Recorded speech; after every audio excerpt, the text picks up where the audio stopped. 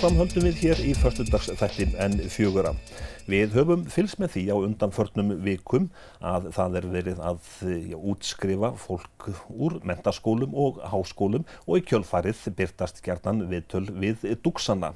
Og það vekur eftirtekt að dúxarnir eru oftar en ekki virkir í alls konar félagsmálum, stunda íþróttir af kappi eða tónlistarnám eða eitthvað annað.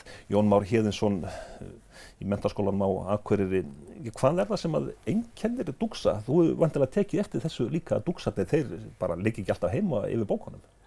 Nákvæmlega þetta sem að þú segir, að það einkennir dúxana bara eins og annað fólk, að þeir eru mjög fjölbreytilegir og það kannski erfitt að draga þá í einhverja sérstaka dilka, en þetta fólk sem leggur sig fram, skipuleggur sig vel og forgangsraðar.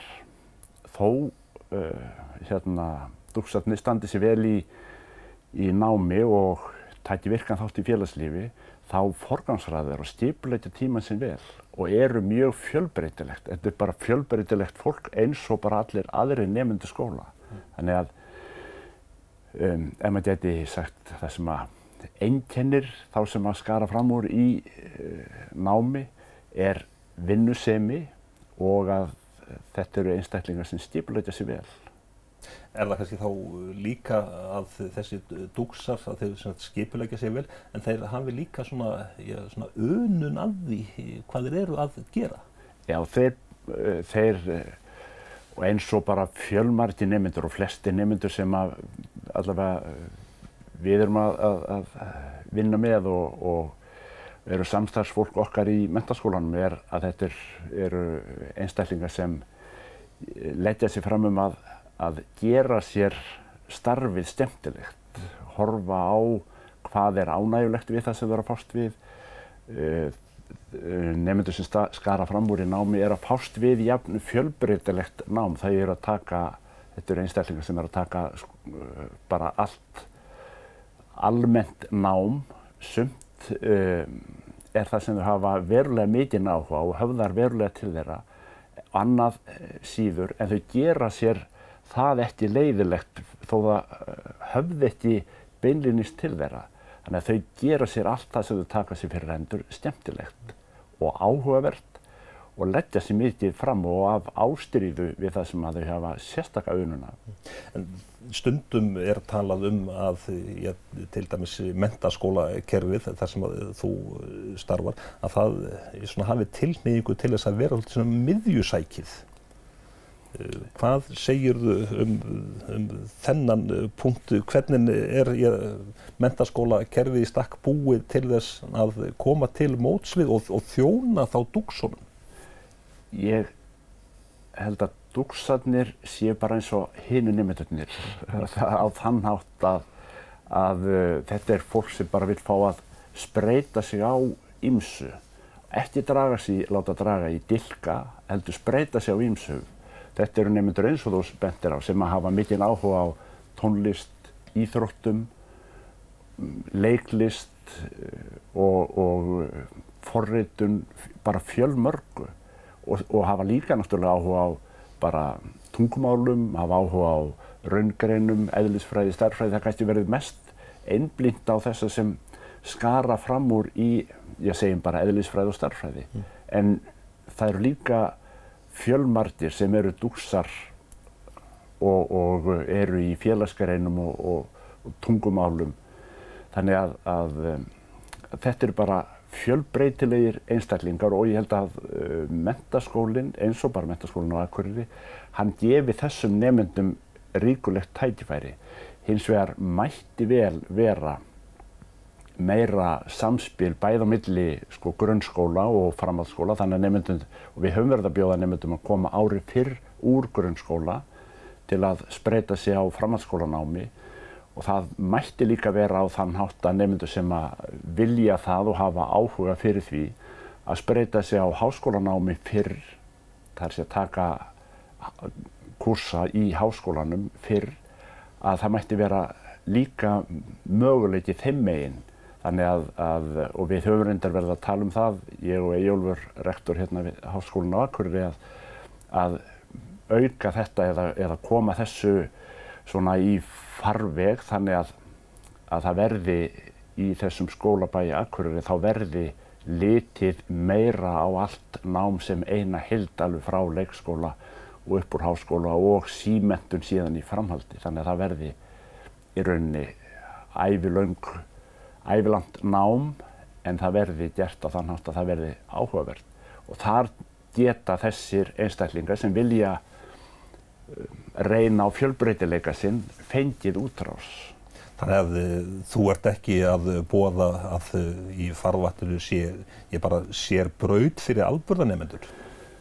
Það má kannski segja það að vandinn við það að afburðanemendur eru mjög fjölbreytilegir og þeir hafa áhuga á fjölbreytilegum þáttum. Þannig að það er ekki ein lína sem myndi henta þeim á þann hátt. Það þarf hins vegar að vera og möguleiki í menntaskólanum að taka lengri línur í því sem nemendur hafa sérstakan áhuga á, hvort sem það eru tungumál, félagsgreinar, heimspeki, raungreinar, þannig að nemendur geta fengið þeirri þörf fullnægt og þannig að það má kannski segja það að við erum með þetta innbyggt og margir bóknámsskólar svo sem líka með það innbyggt í kerfi hjá sér að þar geta þeir sem hafa áhuga á að bæta verulega við sig í bóknámi gert það. Svo bara fjölbreytileikinn þess eins og það sumir vilja bara standa sig vel í sínu formlega námi og koma með það mjög öflugt út úr framhaldsskólanum en verja tímanum sínum í leiklist eða í íþróttir eða tónlist eða hvað annað sem Þannig að það erfitt að búa til eina línu af því þetta ekki einsleitur hópur að öðru leyti en því að þetta er atorkusamt fólk sem gerir sér starfið áhugavert. Þú hefur nú fylgst með mörgum nemendunum fara út í lífið. Þegar þú horfir svona tilbaka að dúksar og alburðanemendur, það ávísun á velgengni í lífinu?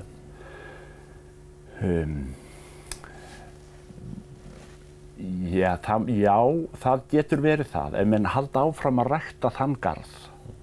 En stundum liggur bara svo margt vel fyrir fólk. Það hefur áhuga svo ótal mörgu.